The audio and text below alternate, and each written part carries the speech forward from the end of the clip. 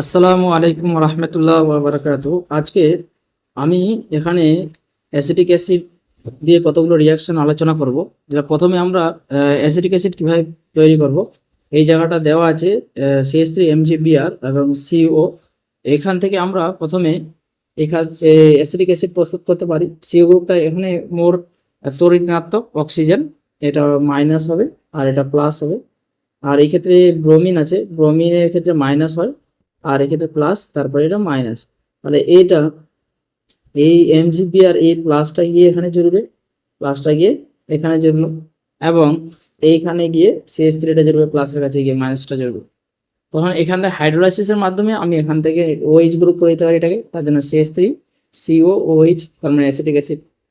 তাহলে আমরা finally product আমরা এটা লিখতে পারি, এই অ্যাসিটিক অ্যাসিড প্রস্তুত।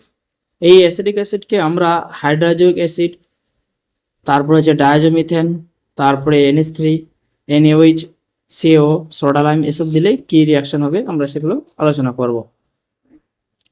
এখানে CH3COOH আছে, এখানে NH3 আছে। NH3টাকে যদি আমি এই ক্ষেত্রে হাইড্রোজেন, তাহলে NH4 হয়ে যাবে, তাহলে CH3COONH4।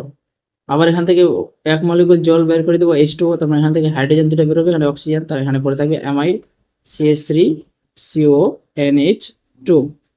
তারপরে এইখানে যদি হাইড্রোজেন অ্যাসিড, এখানে N2 এবং CO2 বেরিয়ে যাবে, এখান থেকে N2 বেরিয়ে গেলে এখানে N পড়ে থাকবে আর H পড়ে থাকবে। আর এখান থেকে CO2 বেড়ে গেলে এখানে পড়ে থাকবে CH3H, তাহলে এই H এখানে দিলে NH2 হয়ে যাবে, CH3NH2। তাহলে এখানে বাকি পড়ে থাকবে CH3NH2Mn।